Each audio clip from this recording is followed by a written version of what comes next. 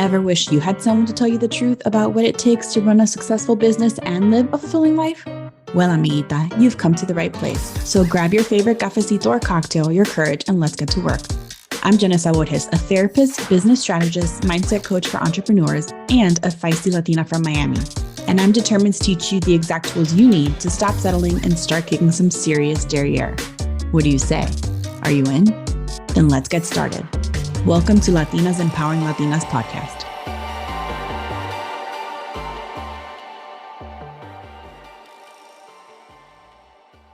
Today, I am super excited to introduce Veronica Cisneros, a buddy I met all the way in California. We've never met in person, but she is a licensed marriage and family therapist, and she helps high-achieving women stay married. Whoop, whoop. Thank you so much, Veronica, for joining us today. I am so excited to have you on. I'm excited to be here. It's been like forever. And that's right. I'm like, no, of course I've met you in person. And then I'm like trying to think. It feels like we have. I know, right? And I'm trying to like think of like, okay, well, when the hell did you meet her? What state and what city? And I'm like, no, we haven't. Okay, well, hey. Hey. So, but we will one day. That's in the agenda. So I wanted to invite you on because as entrepreneurs, as Latinas, right? There's so many layers to this one. Yeah, girl. As Latinas, traditional Latinas, I believe our cultures are pretty similar of like where you cater to your man and like he's the breadwinner and your role is to have babies and also work and also provide, but he's in charge and you just like sit in your place. Yeah. And I've encountered so many entrepreneurs, whether Latina or not. And I always love watching the dynamic with your husband, Willie, that you share often. Yeah. And you guys do a lot of the work together that you do. I want you to share your story too. But my question is always like leading people and helping them to navigate this. But before I even start asking you questions, tell me about your story and Willie's story, because I know that's kind of like where all of this started for you. Yeah, no, hell yeah. Well, Willie and we started, I was 19 and he was 20 when he proposed. Well, wait, hold on. Wait, you're skipping stuff. I love how you guys met. So you cannot skip.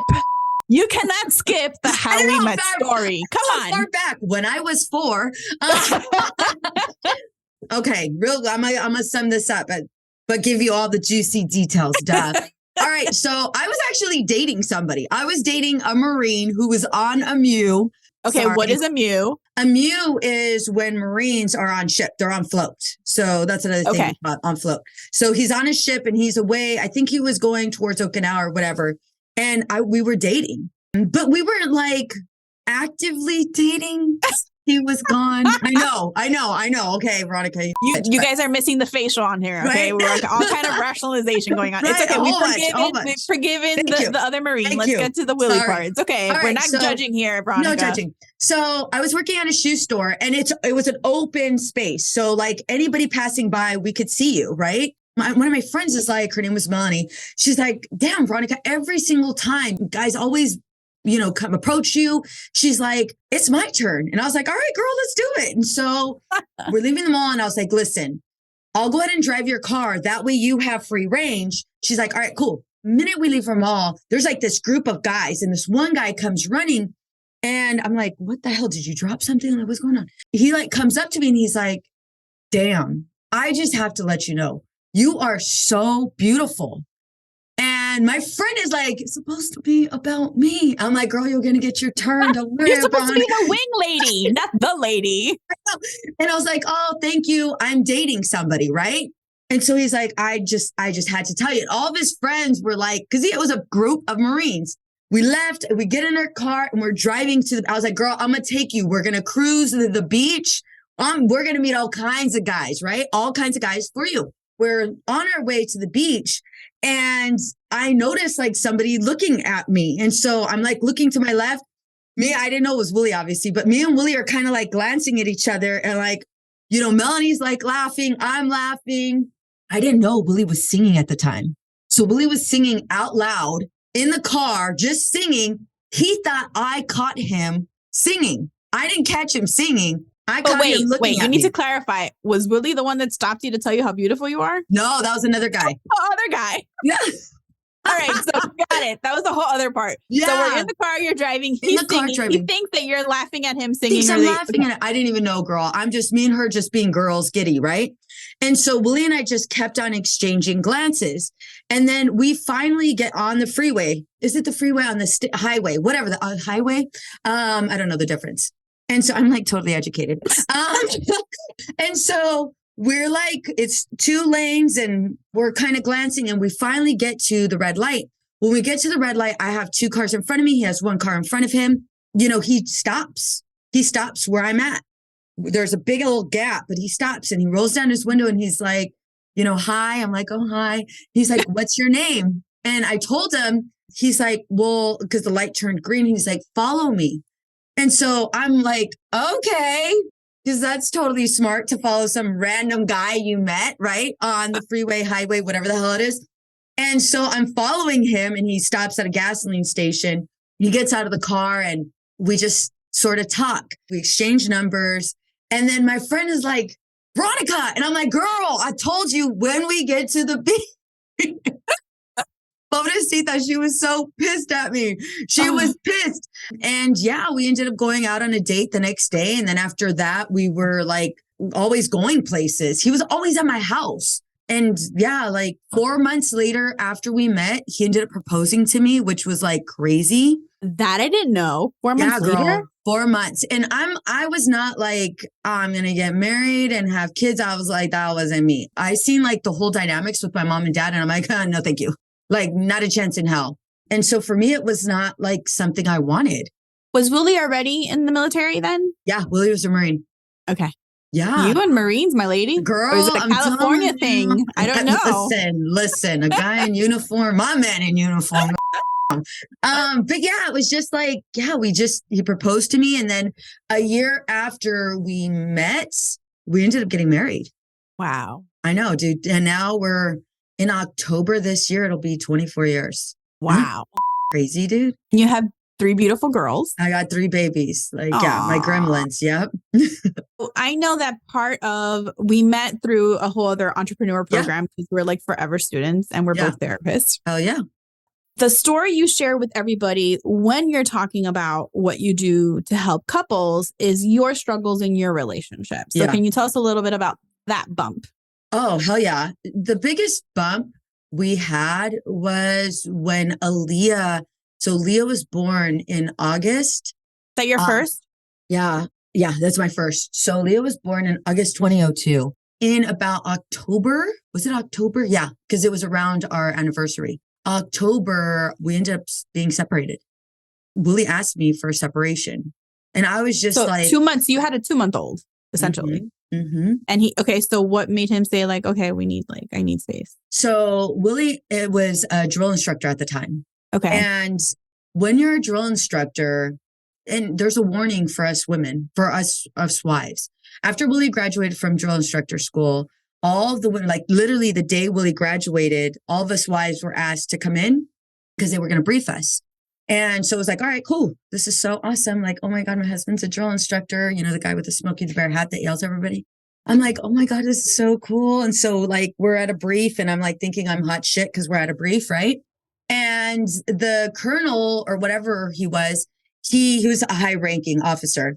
And I say it like that and you'll see why I had like wanted to jack smack him. So he's up there on this sort of stage and he's like, look to your left, look to your right. And so I'm like, hey, you know, like we're here.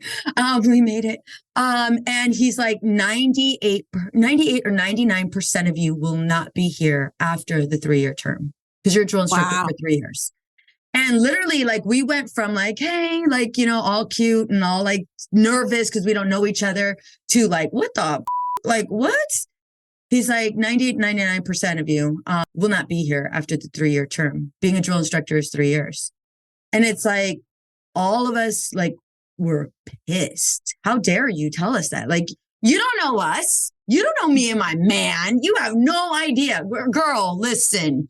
After that 3-year tour, two, myself and another group, Gunny Branch and his wife, Karen, was the only ones that survived. The only two.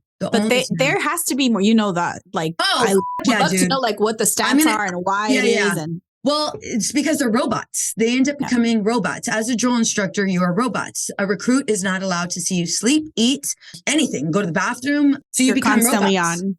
Oh, yeah. And then in addition to that, you have a wife that hasn't seen you in forever.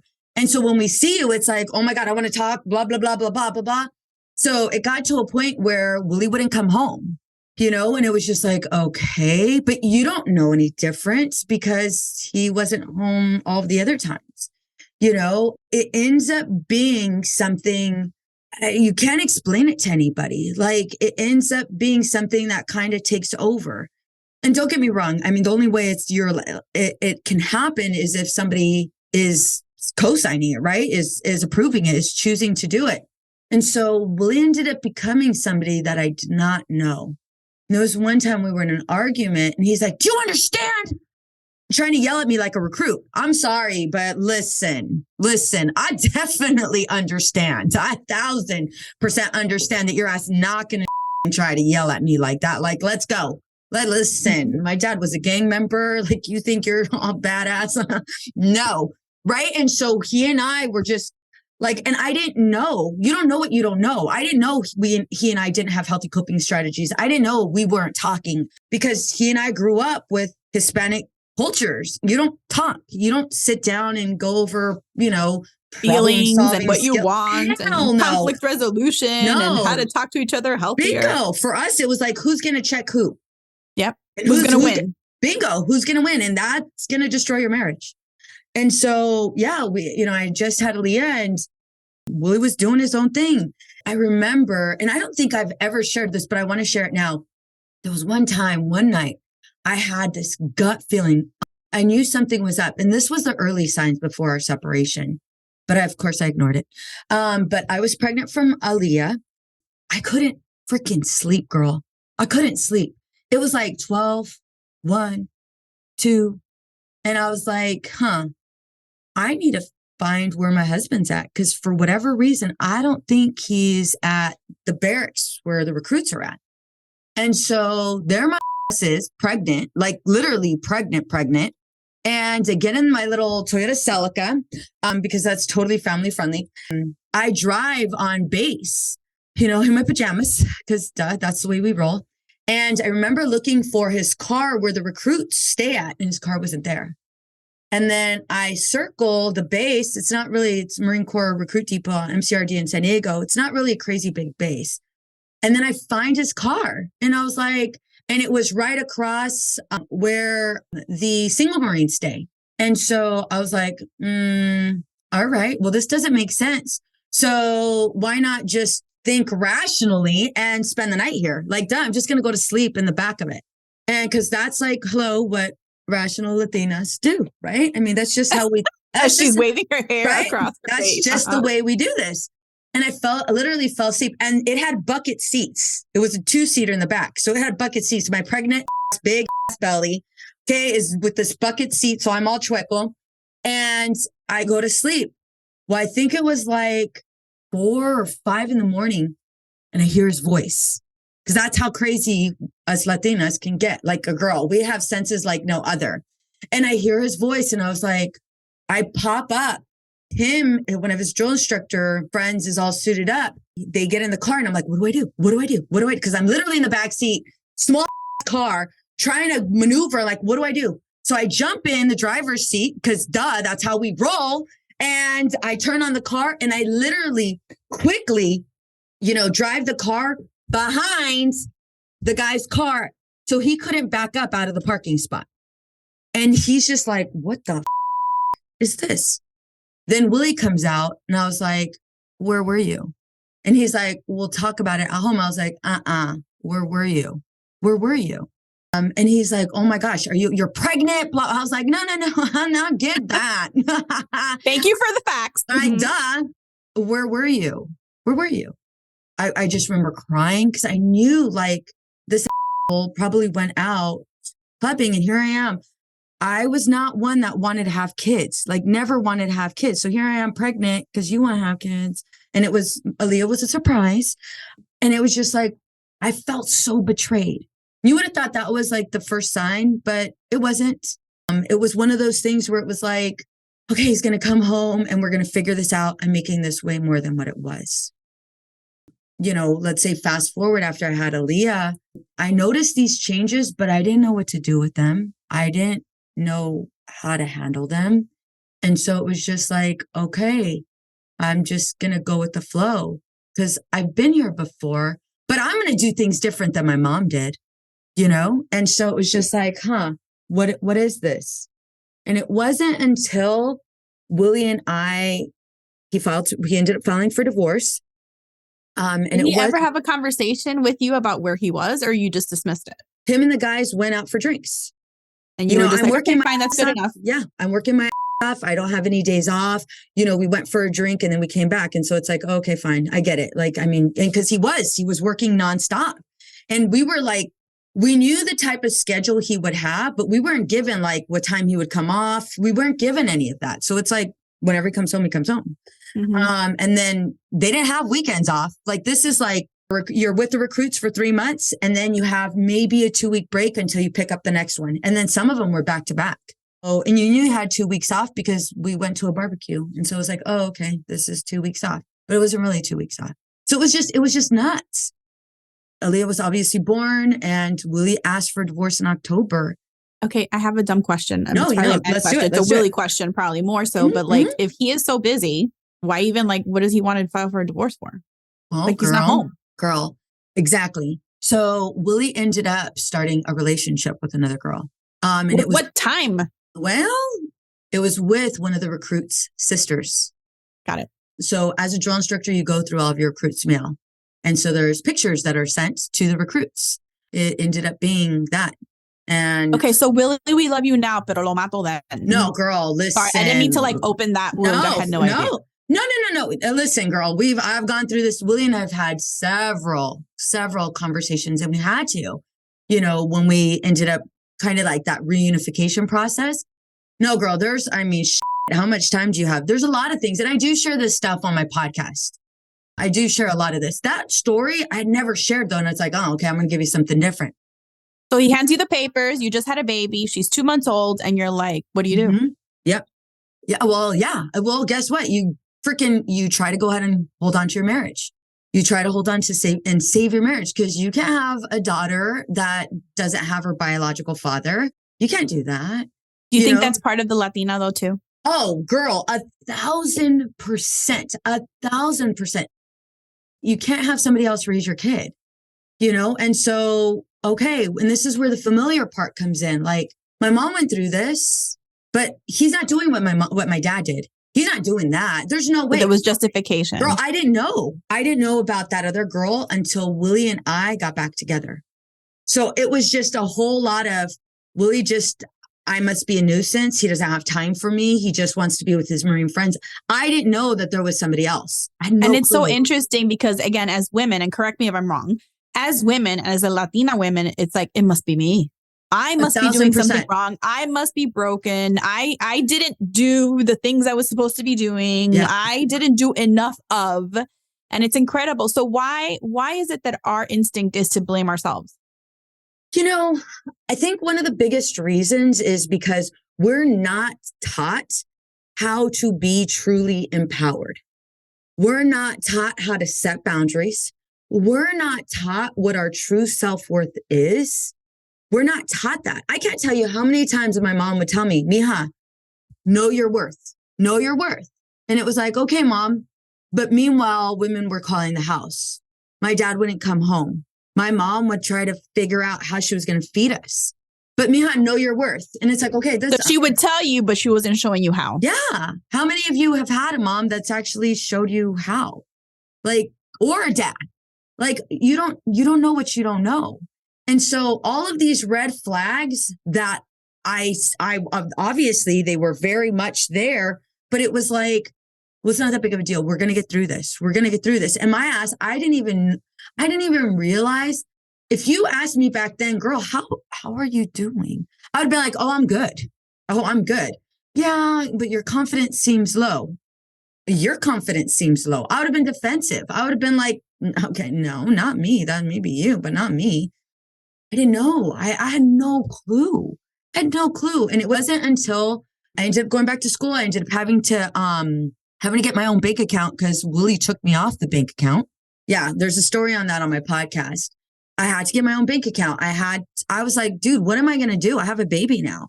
I have to go back to school. I got to get a job. Like I have to go back to work. And I'm not a stranger. What made you choose marriage and family therapy? I've always wanted to be a therapist. I've always wanted to be everything ever since I was a kid. But I didn't know what the hell that meant because I had never gone to therapy. But it was like, oh, I want to be a therapist. Well, hold on. You need to clarify that. Yeah. You had never been. No. You always wanted to. So what made you want to if you didn't even know what it was? Everybody would come to me to solve their problems. Like I was a problem solver. Everybody come to me and it's like, oh, I know how to fix problems and I know how to give really good advice. And you and I both know as a therapist, we are not giving good advice. We're not giving any advice. We're challenging you, right? We're doing all of that. But I didn't know that. So I was like, okay, well, duh, this is my calling. And so it was the next step. It was the next step. But yeah, I knew I had to go back to school. And it wasn't like I was going to my undergrad. It was me going to community college, so that I can get all my prerequisites done and get my AA and then get my bachelor's. What's still out of therapy, right? There's different definitely in psychology specialties. I know. What made you choose marriage and family? Was it because of your experience with Willie? Was it because of your family dynamic growing up? What made you choose that specific delineation? To be honest, I didn't even know there was like different ones. I didn't even know there was different ones. I didn't know there was like an LCSW. I knew there was like a psychologist, but I was like, I don't want to do testing. I'm good. I didn't know like LPCCs. I didn't know that there was, several different branches. I remember working with some guy and I was doing ABA tutoring and he was saying that he was going through this marriage and family therapy program. And he was telling me what school he went to. And I was like, oh yeah, then I'm just going to do that. I could do that. He's doing it. You just kind of like fell into it. Yeah. Well, yeah. I have to tell everybody, I've known Veronica for a while. I've listened to her podcast. I've listened to her lives. I've been in her group.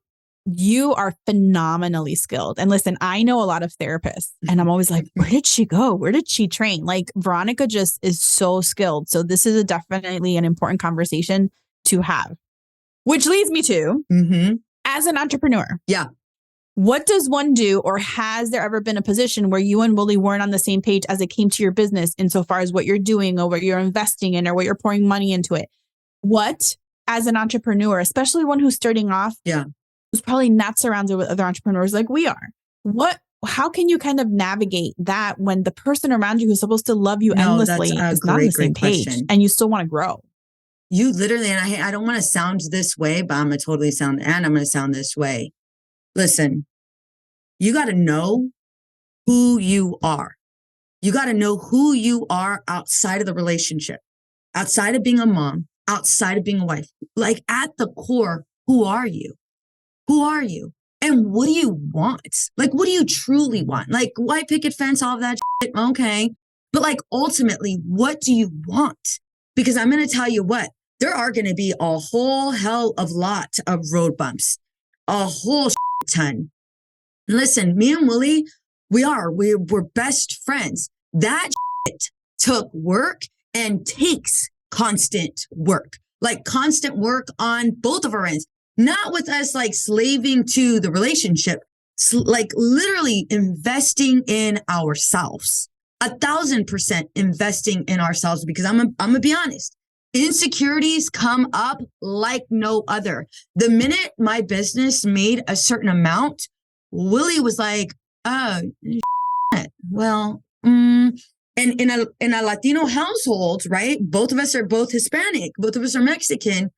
Like he is used to being the primary breadwinner, right?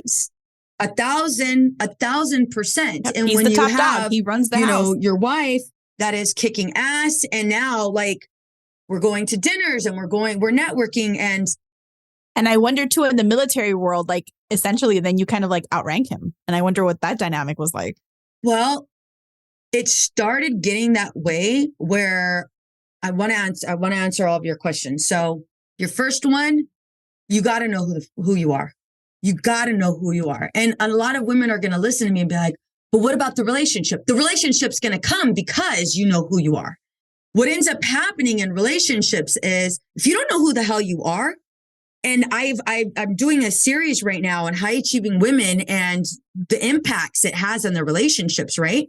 If you don't know who you are, then you're going to constantly compromise for your husband. You're going to freaking hit these high goals and you're going to minimize it. Well, I mean, yeah, the practice hit 1 million.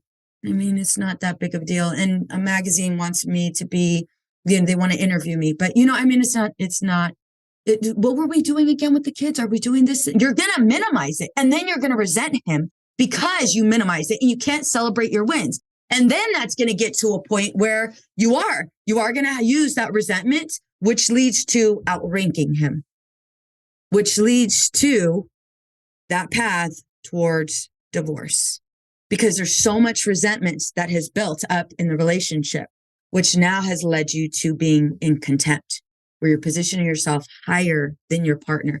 And I'm going to tell you right now, I've been guilty of this. I have been 1,000% guilty of it. And it was scary for me. It was 1,000% scary for me because it got to a point where it was like, well, yeah, I'm not doing anything. I just made this much and, I'm coming home. And I remember comparing the things that I was doing with what Willie was doing. Like, you can clock out now. Like, you're good. You can clock out now. Like, as an entrepreneur, I can't clock out. I have not only, mouths to feed here, but like I have employees and it's a women-based practice. All of these women are the primary breadwinner. So listen, I got to make sure this business is running without any hiccups and it's a well-oiled machine because these women are relying on me to feed their family. So hell yeah, it gets to that very, very quickly. Very, very quickly. I'm stuck because I know you need to go, but this conversation You're good. So good. Okay. Let's do it. So, I canceled. Oh, good. I'm so sorry. I know. I'm so sorry. This is so good. Okay. So people, this is usually my super short episodes is not happening today. Okay. What do you do if your partner doesn't want, so you're an entrepreneur. Yeah. If your partner doesn't either find your value or doesn't want to acknowledge your value because they feel threatened, right? With their manliness, their machismo, right? Yes. Or they're unwilling to give you the space to do what you know you need to do. And it's either your business and what you know and you. Yeah. Or your relationship. Well, so the only reason why it would be that ultimatum is because you guys lack skills. That's just me being very upfront. Listen, if you guys are listening to this podcast and you guys get to know me, there's no freaking Band-Aids here. I'm going to give you guys it straight up. I'm the same way. Right? There's no Band-Aids. I'm going to give it to you very much straight up. We're getting to the point and that's it. If your relationship is there and you're at this ultimatum, like you either support me or I'm out or my business means more, or you're just going to have to figure it out. Yeah. Your relationship needs skills. It 1,000% needs skills. And this is where I come in, right? To help you guys navigate through these uncharted waters. The first thing is to identify, well, that's where we're at. We don't know how to have these conversations. And we don't know how to have these uncomfortable conversations without them turning into these massive war-like blow-ups, right? And don't get me wrong, I've been here too, right? And I probably will be there again, only because that happens. And so one of the primary reasons that does exist is because there is an insecurity that has been exposed. 1,000% an insecurity that has been exposed on both parts. On her end, you're going to try to take this away from me. You're right. I'm already doing this shit scared. And there's a great amount of uncertainty in this. And I'm afraid you're going to try to take this away from me. And I already have other people that are trying to take it away from me. And I don't know how to navigate through these uncharted waters, but I know you're a direct threat. So that's when we position our partner as enemy. For the husband's like, I'm losing my wife. And I'm speaking from my experience. On my husband's end, Willie was like, I'm losing my wife. I'm competing against her work. And I'm going to lose. I know I'm going to lose. And I'm watching the kids and I'm watching how she spends less time with the kids. And I'm watching that she's no longer really invested in the way the house looks. She's no longer invested in us going out on dates. She could give two about us going on dates. She'll pick a work trip or maybe working over me. That's it. Is that 1,000% true? No. But is that the way he's processing it? Absolutely. So guess what? There's going to be more resistance on his end, just like there's more resistance on your end. That resistance, again, drives this disconnection over and over again. And it positions the marriage in a very unhealthy state where you guys both have positioned your partners as an enemy and you're both trying to force change. And you're trying to force change because this is uncharted territory. You guys are acting out of your emotions, and basing your next step out of fear, not rational. It's not rational at all.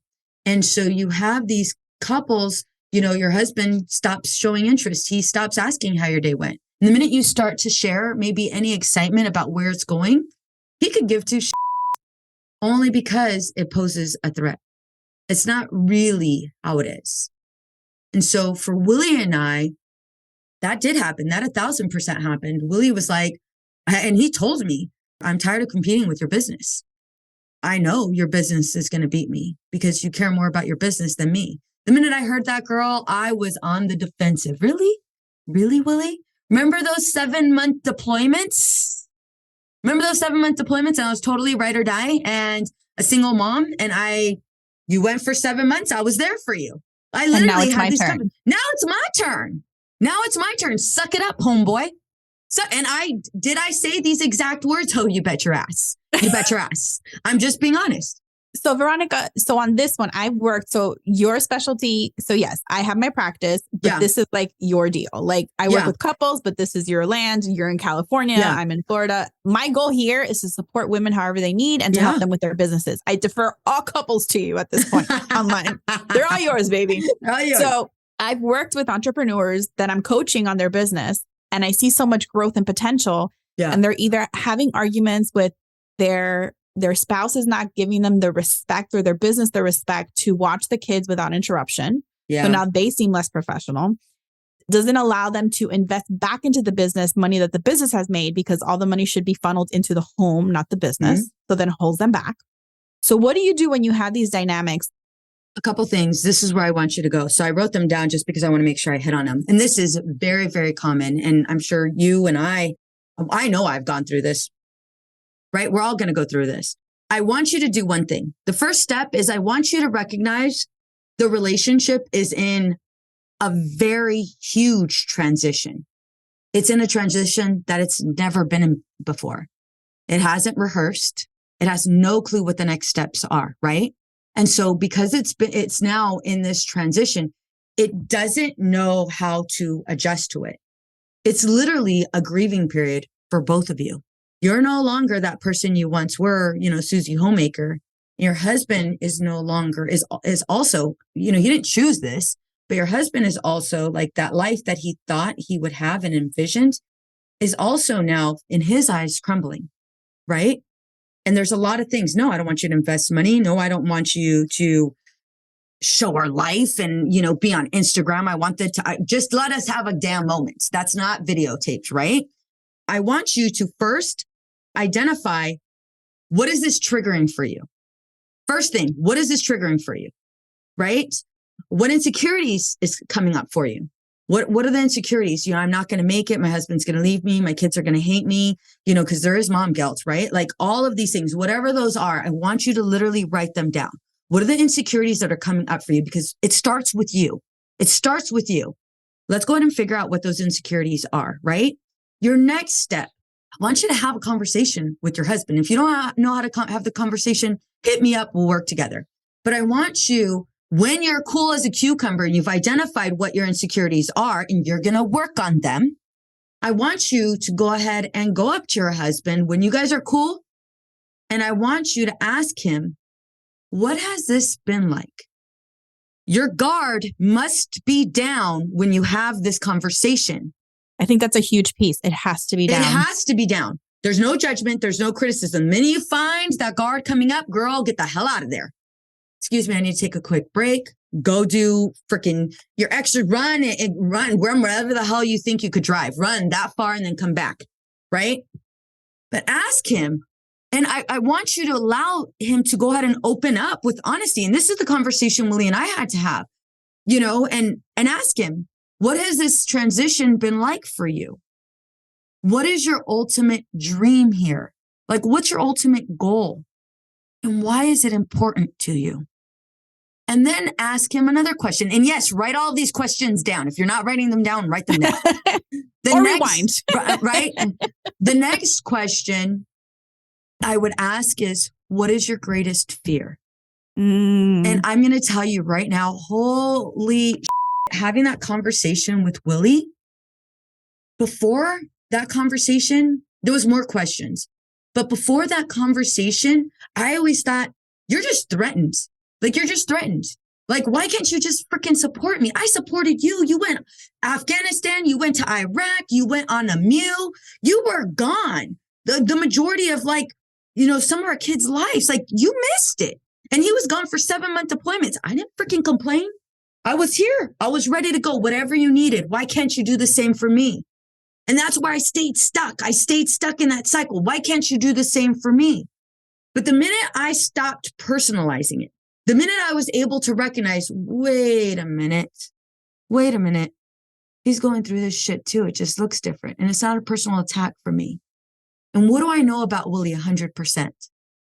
I know Willie 100% loves me without a shadow of a doubt. I know that man loves me. And I know that my husband is happy. But now I'm starting to see a different side to him. And that's the fear. And what I found from that conversation was Willie looked at me and he's like, babe, when you're not here, I yearn for you. Aw. And right away, you would think that would be my response. But I have my therapist hat on though. Yeah. My response was, here we go. Now, what do you want to be on the tit? Like, what do you want to be? Like, here, I got to freaking now nurture you through this whole, like, that's in my head. And I was like, Veronica, shut up. Shut up, Veronica. Don't say that. Shut up, Veronica. So your reaction was like, hold on, I need you. And you're worried that you need me. Yes. Like, you need to be babied while I'm trying to go on fire. That's exactly what I thought. Like, here we go. Let's define codependency for a minute. Right? Like, it was like, here we go. Like, you want to, now I gotta walk you through this process. Now I gotta make sure you're okay first before I'm okay.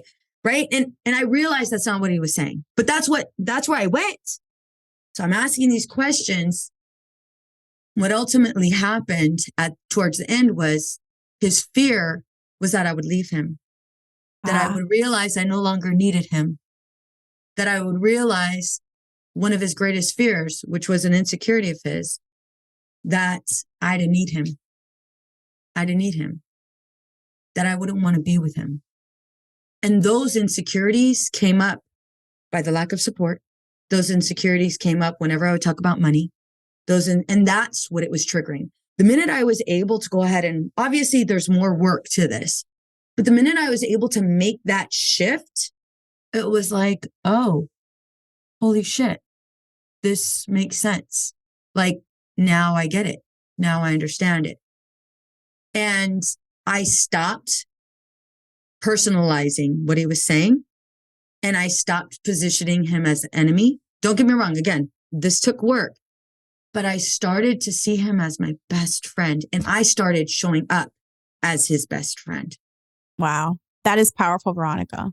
That is so powerful. Yeah. It was hard as hell. And it had to happen. It had to happen for me. It had to, and hell yes, I'm greedy in this. It had to happen for me. In allowing it to happen for me, now I can see my husband as my greatest cheerleader. Because just like I feel safe in it and I could be 1,000% vulnerable. He felt safe. Same thing. And we just started having more conversations, and we've had those come to Jesus conversations, and yeah, they're hard. And again, Willie and I are going to be work in progress for the rest of our lives. Like, for the rest of our lives. Are we going to get it right every single time? Absolutely not. Do we get it right all of the time? Not a chance in hell, right? And we know that. We absolutely know that. And because we know that, we are able to thrive. We are able to thrive in the midst of chaos, and our kids see us in our not so great points and our great points and, working through it, trying to figure this out. Well, Veronica, I can keep talking to you for days, but I know you need to go. And I know that we are way over what I promised that I would keep you. Promise to have you on again. One of the things, and we talked about this before we kind of like press record, was I love how you share your story with you when willing not to be nosy, but to like, girl, I love it. Like, wow, everybody's not alone. Wow, there's humanity in this too, which is something that's hard for therapists because we're taught the opposite. Don't have Instagram, don't have Facebook, don't have all these things. That's a whole other conversation I can get into. But what I love is that you and Willie, even in this part of your journey of what you're doing to help women and couples and these high achieving women, is that you bring him into the mix when you do these things. Because a lot of these questions, I'm like, well, what did Willie think? And what did Willie feel? And what was his reaction? So can you please tell everybody listening how you can help them in their relationship as they're trying to navigate whether they're Latinas or not? Yeah. And whether they're entrepreneurs or not, how you can help them as high achieving women help their marriage going through everything we've been talking about. Absolutely. So the first thing is you got to be willing. I'm going to say I'm going to throw it back on your asses. You got to be willing. You got to be willing to do the work because the only way I'm going to be able to help you is if you're willing. So if you are willing and you're like, you know what, it's time. I've been ignoring those red flags and I'm ready to do the work. If you're ready to do the work on your own, I got you. If you're ready to do the work with your husband or your man, I got you. How can I do that? Well, I have a 12-week program. I got a 12-week program for those women that are looking to go ahead and enhance their marriage, truly connect, and reignite that flame. If you guys are ready for that, I got a 12-week couples program that we can go ahead and get you guys signed up for. If you're like, well, I'm ready, but my man ain't ready. All right, let's do the work. If that's where you're at, cool. I got a 5-week program for you where we will go ahead and walk you through that program to get you to a state that definitely changes your relationship and how you show up. So you're not ignoring those red signs and you're able to apply practical skills to change it. And so you end up being truly empowered and unapologetic. Absolutely. And hopefully by the time you even go through that program, then at that point you'll have grown and changed enough where then who knows, maybe your partner or you'll learn how to communicate with your partner and bring them along for the next program. That's exactly how it's been working. Yep. It's crazy. That's beautiful. Please tell everybody how they can find you the best way. Absolutely. So I have a freebie for all of you guys. It is called The 5 Things That Are Killing Your Marriage. You can access that by going to veronicacisneros.org/guide. Again, that's veronicacisneros.org/guide. You can find me on Instagram and all social media. My tag name is Hey Veronica Cisneros. And then my website, veronicacisneros.org. Okay. And we'll make sure to link all of that on the show notes for today. Veronica, thank you. If I can't begin to tell you, when you're in a room with somebody else who has the same energy and love and passion and so relatable, it is always so nice to talk to you. And like I said, I could truly talk to you for the next 2 days, a million questions. So we'll have you on again. But thank you so much for joining us today. I'm so grateful for you. Absolutely. Thank you so much. I'm excited with what you're doing. You're absolutely killing it.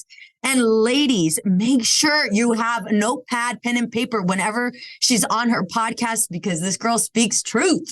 Oh, thank you so much, Veronica. Absolutely. Bye. Bye.